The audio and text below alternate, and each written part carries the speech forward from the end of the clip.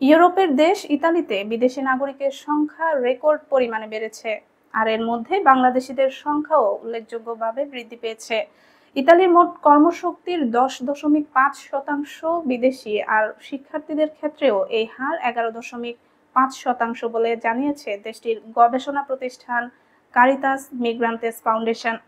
প্রতিবেদন অনুযায়ী ইতালির মোট জনসংখ্যার 9.2% এখন বিদেশি নাগরিক।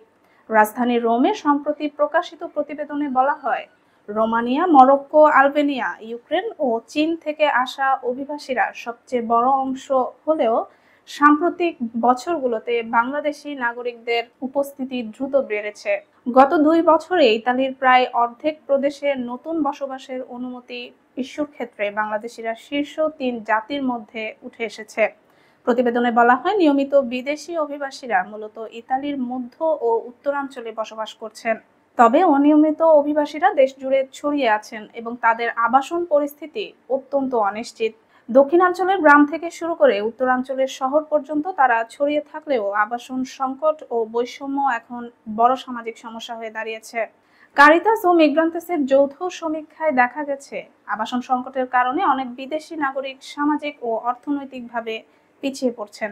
2024 সালে ইতালিতে মোট 3,70,000 শিশু জন্ম নিয়েছে, যার মধ্যে 21% নবজাতকের অন্তত একজন অভিভাবক বিদেশি নাগরিক।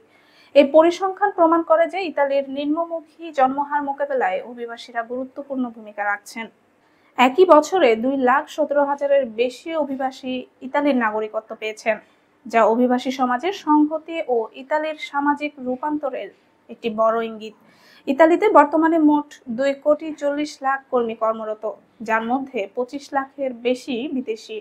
গত বছর কর্মসংস্থানের হার বেড়ে 61.3%-এ উন্নীত হয়েছে।